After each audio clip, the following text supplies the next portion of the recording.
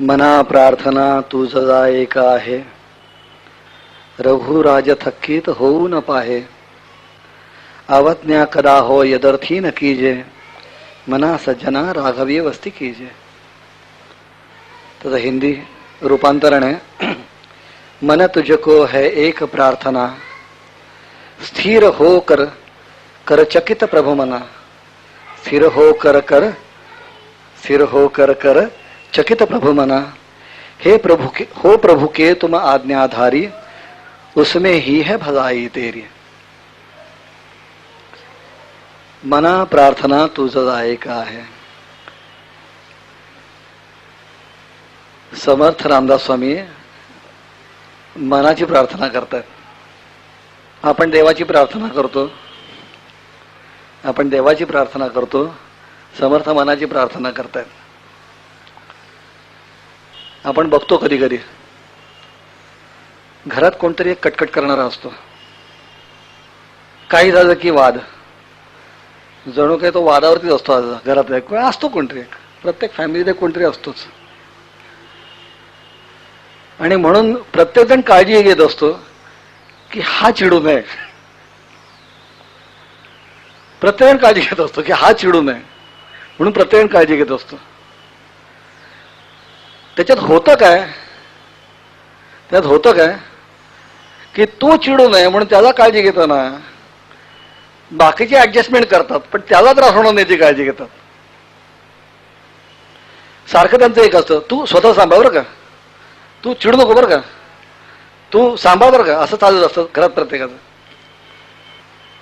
तसं ह्या सगळ्या आपल्या विकारामध्ये, आपल्या सगळ्या मनामध्ये, सगळ्या आपल्या दिवसभराच्या ठेवणीमध्ये, आपली शारीरिक, मानसिक, वैचारिक सगळी ठेवण आहे. ह्या सगळ्यामध्ये सगळ्यात महत्वाचं काय, मन. ते बिघडलं की सगळं बिघडलं. कित्येक वेळा बघा तुम्हाला सुद्धा लक्षात येतं बरं का की आपण चिडता कामा नये. बुद्धी सांगते बरं का इकडं, जाऊ दे नको चिडायला, बुद्धी सांगत असते, पण मन नाही ऐकत. उठतोच भांडायचा माणूस. मग अगदी इस्पार देतो उस्पार. आणि नंतर भांडण समजत म्हणतो बरं का, तरी मला वाटत होतं खरं भांडायला नको होतं, खरं मला वाटत होतं बोलायला नको होतं, कोणीतरी एखाद थांबायला पाहिजे की नाही असं म्हणतो नंतर, पण त्यावेळेला भांडतो. कारण त्याला असं आहे की सगळ्यावर ताबा ठेवता येतो, मनावर ताबा ठेवणं फार कठीण आहे. सगळ्यावर ताबा ठेवता येतो, मनावर ताबा ठेवणं फार कठीण आहे. दुसऱ्यांवर ताबा ठेवता येतो, पण स्वतःच्या मनावर ताबा ठेवणं फार कठीण आहे. आणि हे जे मन आहे ना, हे मनच तुम्हाला घडवतं. ज्याने मनावर ताबा मिळवला त्याने साऱ्या जगावर ताबा मिळवला, आणि ज्याने मनावर ताबा नाही मिळवला तो जगज्जेता झाला ना तरी सुद्धा तो जगज्जेता होऊ शकत नाही, तो गुलाम. कारण त्यांनी जगा जिंकलं असेल तर तो मनाचा गुलाम आहे ना. म्हणून अलेक्झांडरने सारं जग जिंकलं, अलेक्झांडरने सारं जग जिंकलं. त्याचा गुरु प्लुटो. प्लुटो जेव्हा तो भेटायला गेला, प्लुटो जेव्हा तो भेटायला गेला तर प्लुटोला त्याने सांगितलं, आय एम द कॉन्करर. प्लुटोला म्हणाला की आय एम द कॉन्करर. त्या प्लुटोने त्याला सांगितलं, first you conquer yourself then you become conqueror. प्लुटोने त्याला सांगितलं, first you conquer yourself then you become the conqueror. त्याच्याशिवाय तो कॉन्करर नाही बनू शकत. असं हे मन आहे. समर्थांसारखी महान विभूती पण कोणाची प्रार्थना करते, त्याची करते. का? कारण हे वळलं तर सुद्धा नाही तर भूत.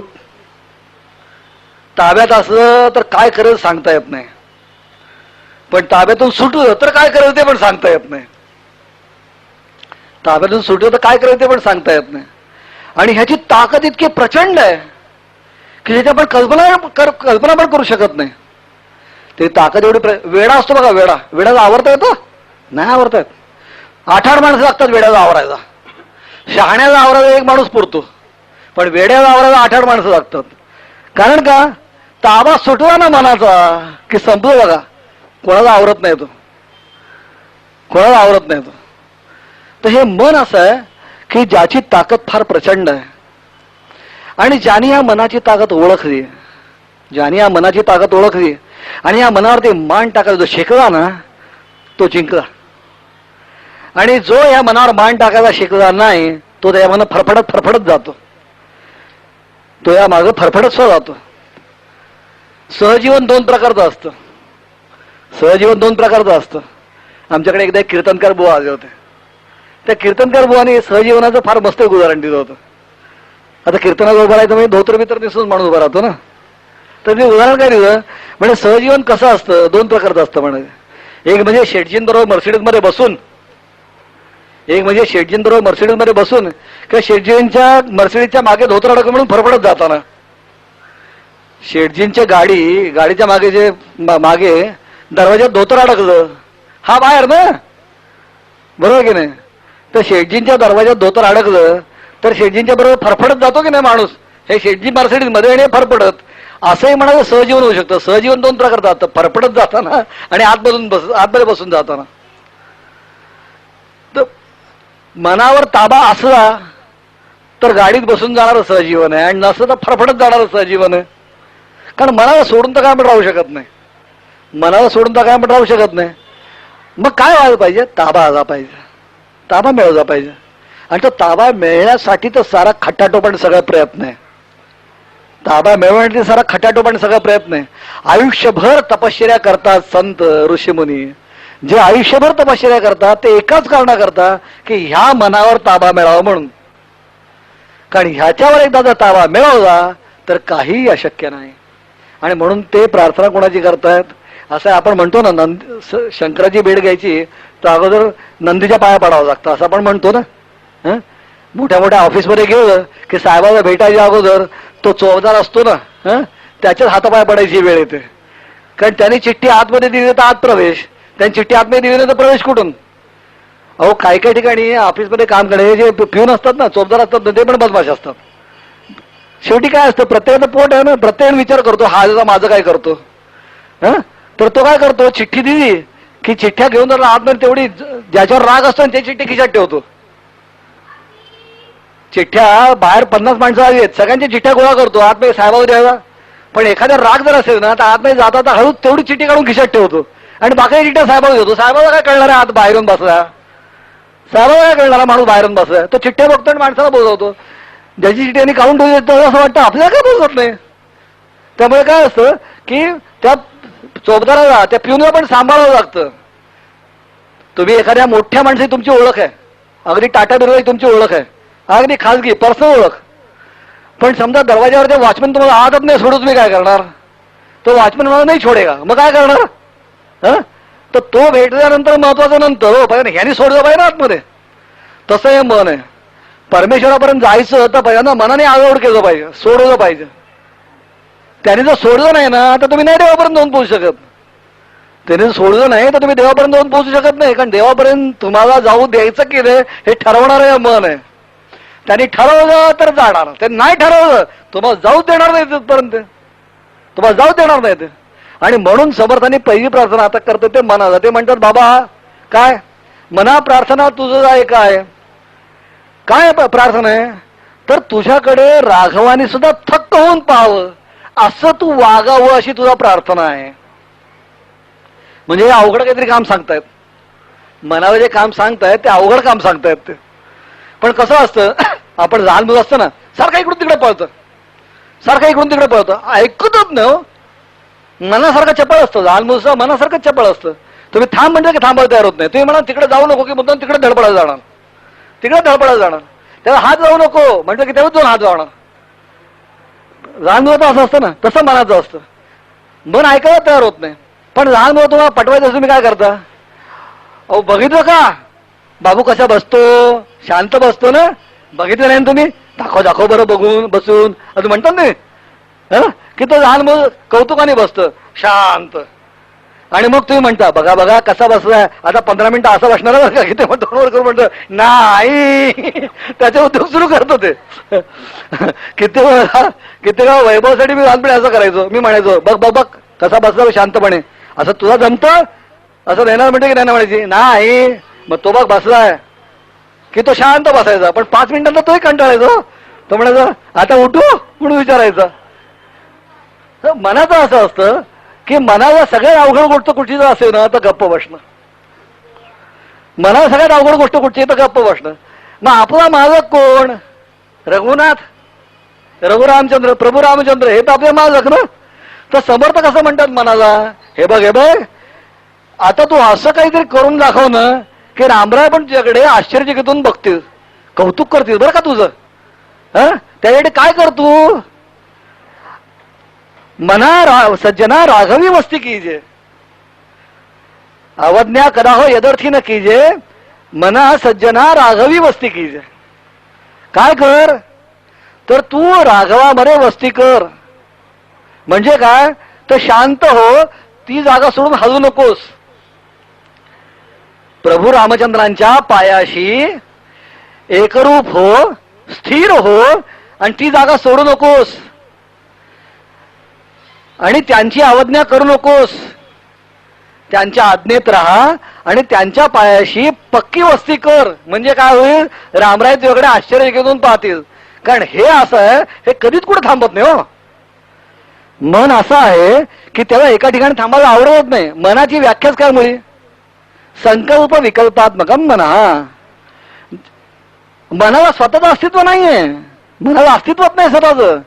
संकल्प आणि विकल्प हे सतत चालू राहणं, ह्यालाच मन असं आपण म्हणतो. ह्यालाच मन म्हणतो. म्हणजे काय तर विचार करायचा, हे करावं, लगेच पुढचा विचार का करावं, मग का करावं म्हणजे मग हे करण्याने फायदा काय, तोटा काय, चालू थांबायचं नाही. सतत काही ना काहीतरी. It's a chain of thoughts, positive and negative thoughts. Positive negative thoughts he chain आहे ना, त्या चेनला आपण मन असं म्हणतो. मनाला निराळा अस्तित्व नाहीये. विचारांचं सतत गोंधळ चालू राहणं, याला आपण मन असं म्हणतो. तर राघवाच्या पायाशी एकरूप झालं की संपलं ना मनाचं अस्तित्व.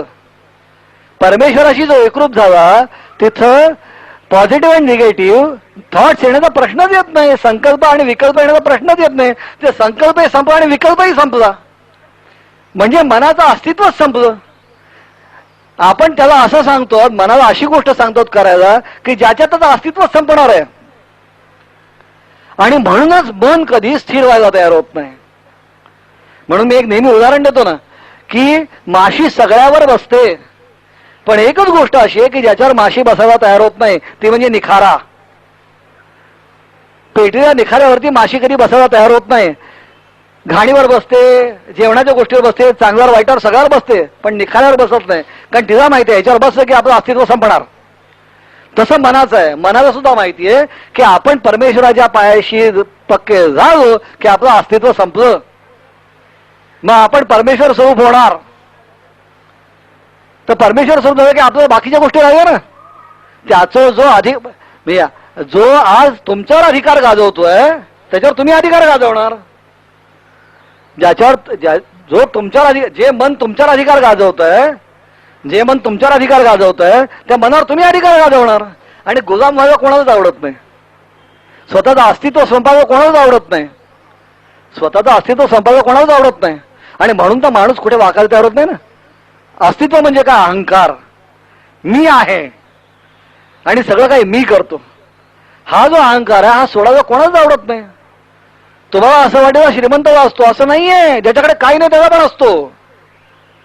ज्याच्याकडे काही नाही, जुस्ती रंगोटी असेल ना त्याला पण अहंकार असतो. त्याला पण अहंकार असतो. भिकाऱ्याला सुद्धा अहंकार असतो. तुम्ही त्याला जरा बोला, राग येतो त्याला. हल्ली भिकाऱ्याने तुम्ही 10 पैसे दिले, राग येतो. डिव्हॅल्युएशन आहे ना. 10 पैसे देतो म्हणजे काय, निदान रुपये तरी द्यायला पाहिजे. भिकाऱ्याला सुद्धा अहंकार असतो. अहंकार नाही असं कोणी शोधून सापडणार नाही हो. तर जिथं माणसाला अहंकार असतो, मनाचा अहंकार नाही. मनाला स्वतःचं अस्तित्व आहे.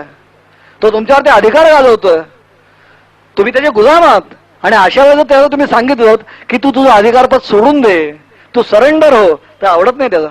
काय म्हणून सरेंडर होणार ते. आणि म्हणून त्याला समजून सांगावं लागतं, प्रेमाने सांगावं लागतं. अरे बाबा, यात तुझं भलं आहे, यात तुझं भलं आहे.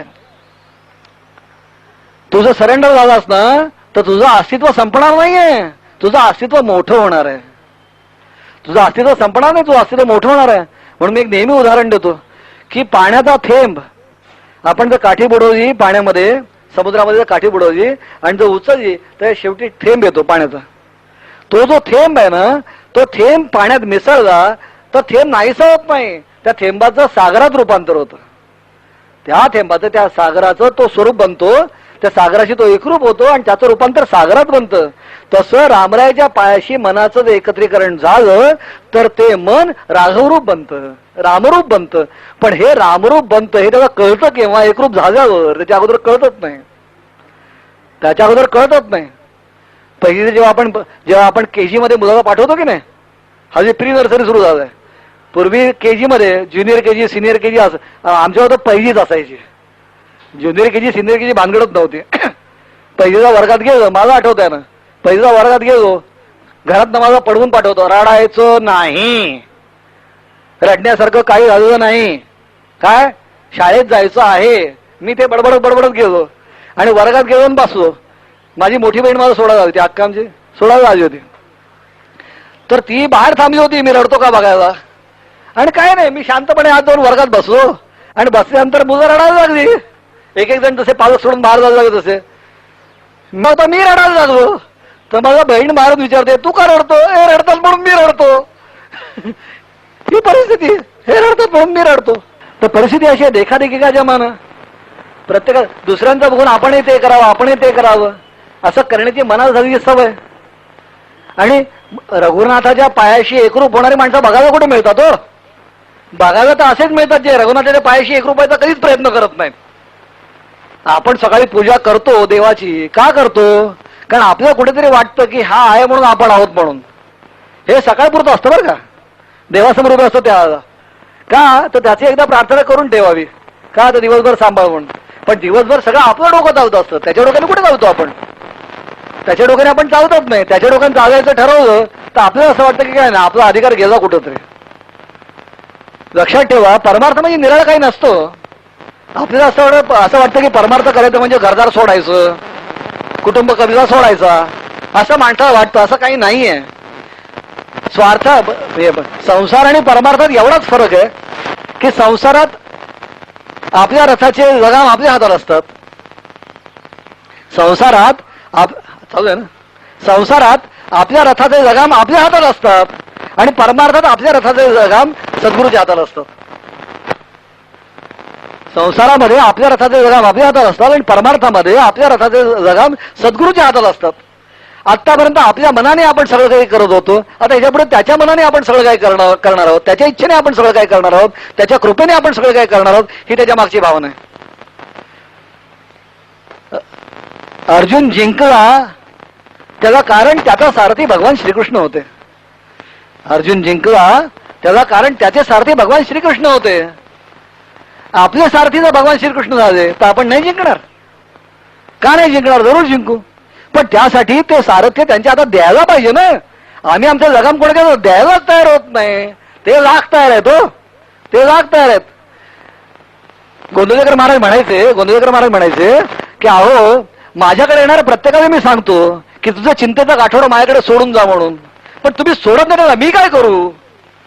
माझ्याकडे येणाऱ्या माणसाला मी प्रत्येकाला सांगतो की तुझ्या चिंतेचा गाठोडा इथं सोड, मी त्याची काळजी घ्यायला तयार आहे. चिंता इथं सोडून जा, निश्चिंत होऊन जा. पण लोक चिंता सोडायला तयार होत नाही. ते परत डोक्यावर घेताना परत जातात, तसं परत डोक्यावर ठेवून जातात. सोडायला तयार होत, मी काय करू? आणि हे त्यांचं दुःख नाहीये, हे सगळ्यांचंच दुःख आहे. हे रामरायांचं दुःख आहे, भगवान श्रीकृष्णाचं दुःख आहे, महाराजांचं दुःख आहे, सगळ्यांचंच दुःख आहे की मी निश्चिंत करायला तयार आहे, पण लोक निश्चिंत व्हायला तयार आहेत, तर मी काय करू? चिंता काळजी करायला ते तयार आहेत.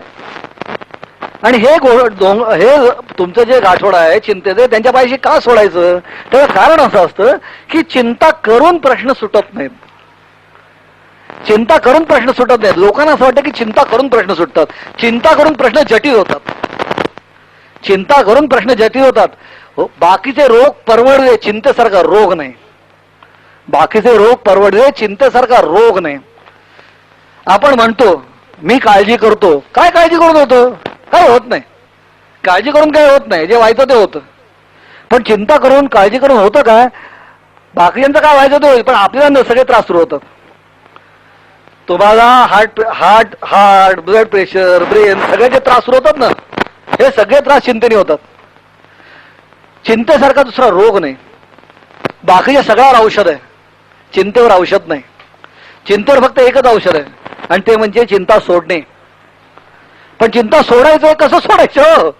चिंतेवर एकच औषध आहे, चिंता सोडणे. पण सोडायचं कसं, कोणाकडे सोडायचं हा प्रश्न असतो ना. म्हणून तर सद्गुरू आहेत.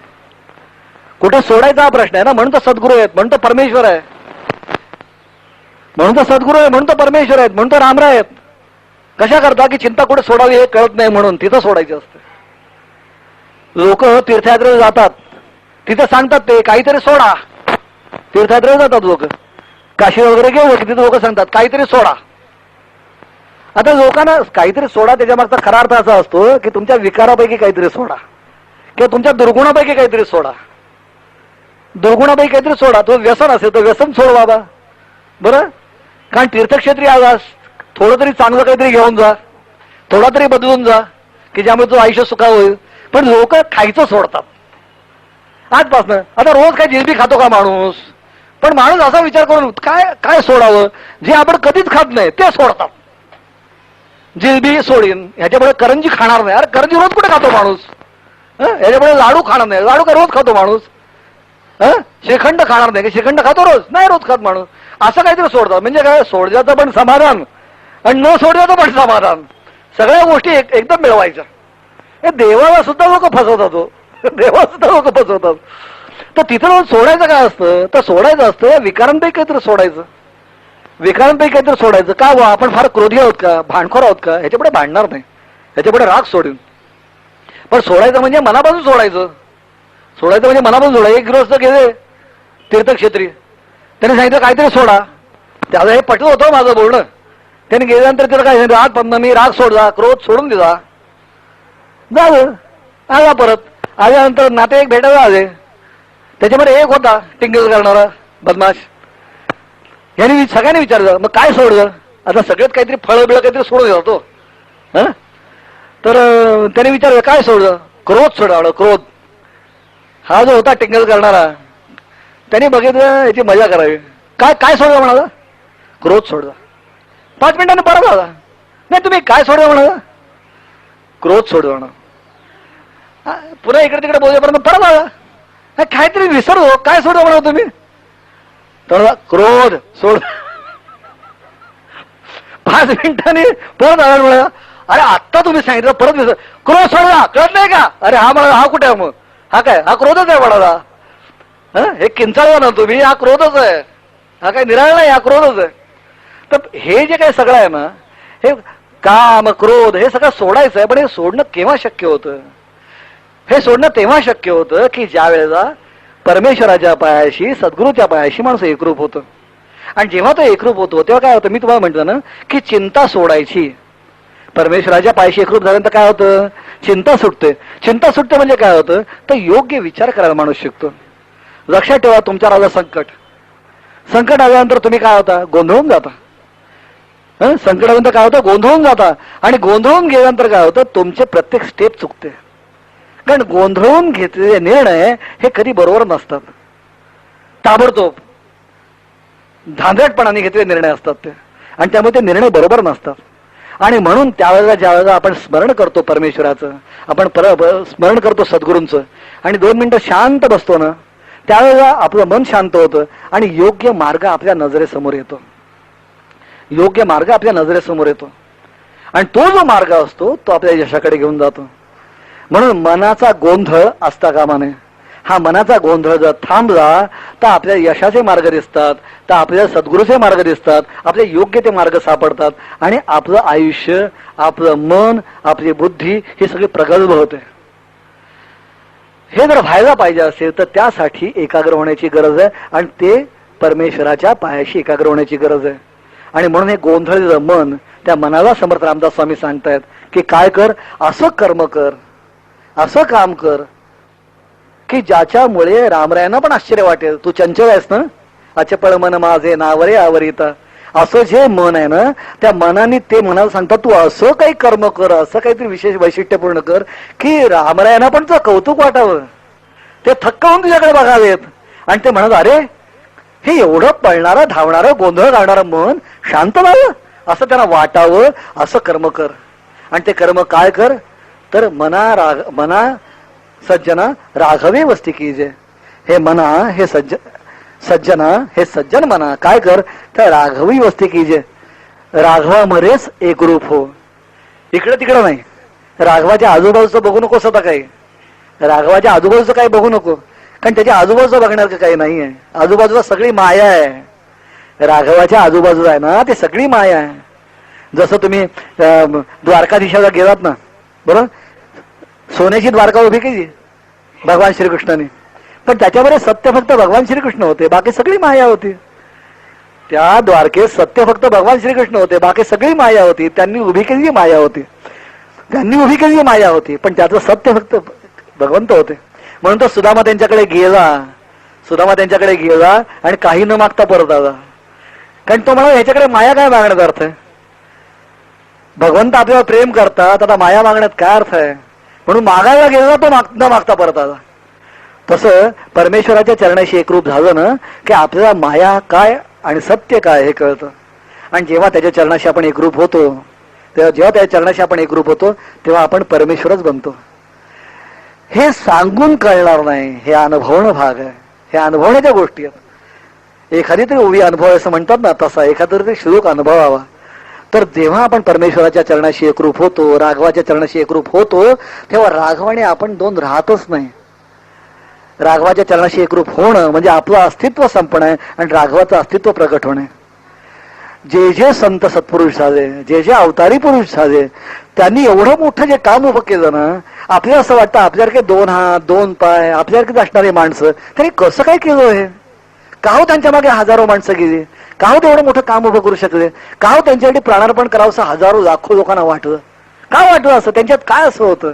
आपण हे समजूनच घेत नाही की त्यांना 2 हात 2 पाय माझ्यासारखेच जरी असले ना, तरी त्यांच्या पाठीशी जो भगवंत उभा राहिला, तो भगवंत माझ्या पाठीशी नाही ना, म्हणून माझ्याशी लोक तसं वागत नाहीत. ज्या क्षणाला भगवंताशी मी एकरूप होईन, त्या क्षणाला लोक माझ्याशी तसंच वागतील. म्हणून त्याच्याशी एकरूप व्हायला पाहिजे. आपण नेहमी लक्ष देतो कशाकडं, आपण लक्ष देतो लोक माझ्याशी कसे वागतात. आपण याच्याकडे लक्ष देत नाही की मी परमेश्वराशी कसा वागतो. आपण लक्ष देतो की माझ्याशी लोक कसे वागतात, लोकांनी माझ्याशी कसं वागायला पाहिजे.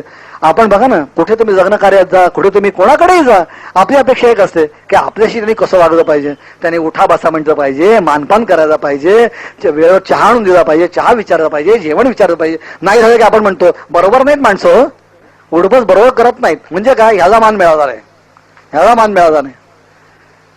ही परिस्थिती असते. आपण बारीक सारीक गोष्टीमध्ये सुद्धा आपला अहंकार बघत असतो. पण आपण बाहेर जे काही पाहतो त्याच्यापेक्षा आपण परमेश्वराशी कसे वागतो हे जर आपण पाहिलं ना, तर आपल्या असं लक्षात येईल की लोक आपल्याशी फार चांगलं वागतात, तेवढं सुद्धा आपण चांगलं परमेश्वराशी वागत नाही. आपण कधी विचार करतो की परमेश्वराला काय आवडतं. आपण कधी विचार करतो की मी जे वागतो यात परमेश्वराला आनंद मिळतो का दुःख मिळतं. आपण कधी विचार करतो, कधी नाही विचार करत. आपण आपल्या जेवणा खाण्याची चिंता करतो, आपण आपले कपडे बदलले की नाही चिंता करतो, आपण आपल्याला का हवं नको याची चिंता करतो, आपण सगळ्या सुखाची अपेक्षा करतो.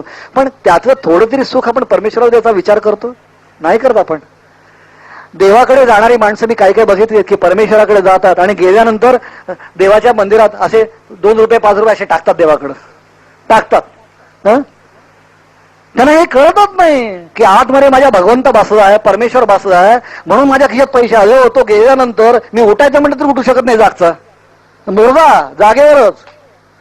तो आतमधला गेला ना, राम आतमधला गेला ना, कृष्ण आतमधला शंकर गेला ना, की मग उठायची ताकदच नाही, संपलं तिथं. लोकच उचलून घेऊन जातात. आपण उठायचंच नसतं, लोक उचलून घेऊन जातात.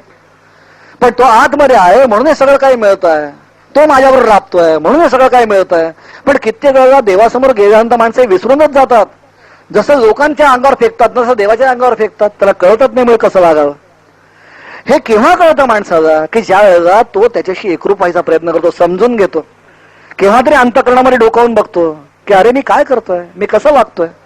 मी जर देवाशी असं वागत असेल तर मी लोकांकडनं प्रेमाची का अपेक्षा करावी. ज्याने मला हे सगळं काही दिलं त्याच्याशी मी जर उद्धटपणाने वागत असेल, ज्याने मला हे सगळं काही दिलं त्याच्याबद्दल तर मला प्रेम नसेल, आपुलकी नसेल, तर मी का अपेक्षा करावी की लोकांनी माझ्याशी आपुलकीने आणि प्रेमाने वागावं. आपण जेव्हा आपुलकी आणि प्रेम देतो तेव्हा आपुलकी आणि प्रेम मिळतं. आणि परमेश्वराला आपुलकी आणि प्रेम देण्याचा मार्ग हा फक्त मूर्तीवरती किंवा फोटोवरती आपुलकी आणि प्रेम देण्याचा नाहीये, आपल्या आजूबाजूला आपुलकी आणि प्रेम देण्याचा आहे. निसर्ग असा आहे की तुम्ही एक बी पेरवत ना तर हजारो बिया येतात. तुम्ही शेताचं बघा पाहिजे निसर्ग कसा आहे. निसर्ग असा आहे, तुम्ही जे पेराल ते हजारो पटीने परत देतो, असा निसर्ग आहे. तर पेरायचं काय हे आपण ठरवलं पाहिजे. सत्कर्म पेरायचं का दुष्कर्म पेरायचं. आपण सत्कर्म पेरवत तर हजारो पटीने परत येईल आणि दुष्कर्म पेरवत तर तेवढंच हजारो पटीने परत येणार आहे. आपण पेरणार काय होत ह्याच्यावरती अवलंबून आहे. आणि हे चांगलं पेरण्याची बुद्धी तेव्हा होते की जेव्हा आपण राघवाशी एकरूप होतो, आणि वाईट पेरण्याची दुर्बुद्धी तेव्हा होते किंवा जेव्हा राघव सोडून बाकी सगळीकडे आपण एकरूप होतो. जेव्हा आपण राघवाशी एकरूप होऊ तेव्हा आपल्याला कळेल की आपण कुठे चुकतो आहोत, कुठे बरोबर आहोत. कोणाला तरी मालक मानणं गरजेचं आहे, कोणाला तरी मालक मानणं गरजेचं आहे, कोणाला तरी नेता मानणं गरजेचं आहे. तोपर्यंत आपल्या चुका आपल्याला नाही कळणार. आपणच मालक असलो, आपणच नेता असलो तर आपल्या चुका आपल्याला कोण दाखवणार. कारण मालकाच्या चुका कोणी दाखवत नाही. मालक नोकराच्या चुका दाखवतो, नोकर मालकाच्या चुका नाही दाखवत. म्हणून चुका दाखवणारा कोणतरी पाहिजे. तू कुठे चुकतोय, काय करतोय दाखवणारा कोणतरी पाहिजे. म्हणून कोणातरी नेता मानणं आवश्यक आहे, कोणातरी मालक मानणं आवश्यक आहे. आणि मालक मानावा असा सद्गुरू आणि परमेश्वर सोडून कोण असू शकतो. मालक मानण्यासारखा सद्गुरू आणि परमेश्वर सोडून कोण असू शकतो. आणि म्हणून समर्थ बरोबरीने समजावून सांगतात त्याला की अरे बाबा, तुला जर भलं करून घ्यायचं असेल, तुझं आयुष्याचं कल्याण करून घ्यायचं असेल तर एक काम कर, राघवाच्या चरणाशी वस्ती कर. जय जय रघुवीर समर्थ.